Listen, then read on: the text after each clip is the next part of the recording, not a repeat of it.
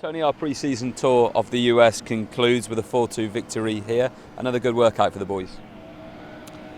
Yeah, I think they suffered second half a little bit. But overall, we managed to win three games that I would have expected to win, and we did. I've talked. We need some help at the top end of the pitch, and yet we score 4 goals here, 3 goals in the other game.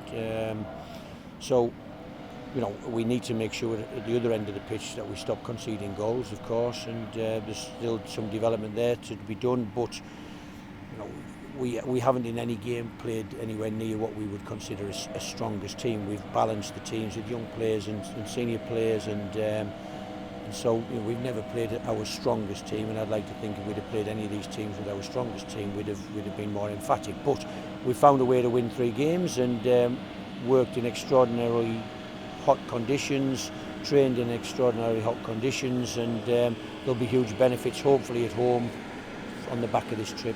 10 days, 3 games, as you said, plenty of intense training as well. Lots to take from the trip as we head back to the UK. Yeah, well, listen, I think it's been enjoyable, different environments. Albuquerque was an eye-opener out in the desert. I mean, scorching hot. San Antonio was a beautiful place, and Texas, the Lone Star State. It's just amazing to be there, and they were all good games, competitive games. Each team had some individuals that could give us some problems, but huge credit to the group. They found a way to win games. Huge credit to the talent at the top end of the pitch to score the goals that we've scored. Delighted for Big Hamir, scored a couple of goals, and because he's got plenty of work to do to get to the level really with his fitness. Listen, we need to start now in the next 2 weeks. In training and in particularly one of the games we've got, we need to start looking at what looks like our strongest lineup and try and put that together and do the work with the team on how we're going to do it. Jensen and Jay obviously picked up knocks tonight. Hopefully nothing too serious. Yeah, I don't think so. I think they're knocks. I think Jensen needs to. He's had an ankle problem, and I think every time he gets a knock on it, I think it shakes him up a little bit. But I don't think there's a major problem there. Jay, I think, just took a kick. I mean, he scored a great goal, full of energy, breaking forward, but I'm sure he'll be fine. Just a quick word on the 3 clubs as well. Great hospitality from all 3 of them, and fantastic to see so many Sunderland fans, both US-based and the ones that made the trip over here.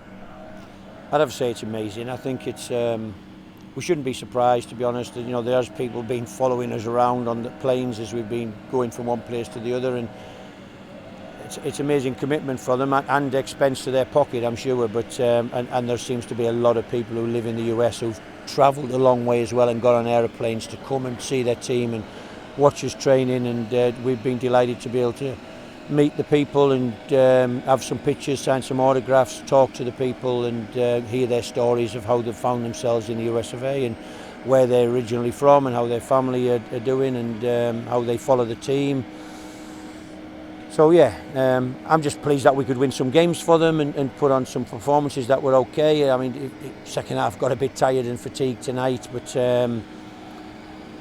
generally they've seen the team score some goals, and they've seen some of the players, particularly the American people who support via watching their screens and getting up early in the middle of the night to watch us play, to see the players live and to meet them as well.